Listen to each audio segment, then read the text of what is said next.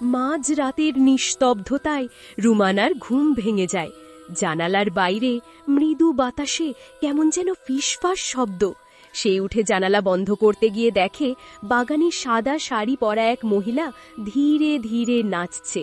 ভয় আর কৌতূহলে সে তাকিয়ে থাকে। হঠাৎ মহিলা মুখ ঘুরিয়ে ফেলে, চোখ নেই, শুধু কালো গহ্বর। রুমানা দৌড়ে দরজা বন্ধ করে দেয়, কিন্তু দরজার বাইরে সেই ফিসফাস এবার স্পষ্ট শোনা যায়, আমাকে ফিরিয়ে দাও, আমার বাচ্চাকে ফিরিয়ে দাও।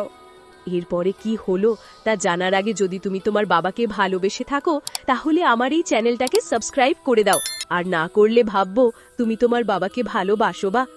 এরপর রুমানা বুঝতে পারে কিছুদিন আগে সে এই বাড়ির পেছন থেকে এক অদ্ভুত পুতুল পেয়েছিল, যা সে নদীতে ফেলে দিয়েছিল। ভয়ঙ্কর চিৎকারে কাঁপতে কাঁপতে সে পুতুল ফিরিয়ে দিতে ছুটে যায় নদীর দিকে। ঠিক তখনই তার পেছন থেকে শীতল একটা হাত ধীরে ধীরে তার ঘাড়ে স্পর্শ করে। রুমানা আর কখনো বাড়ি ফেরেনি।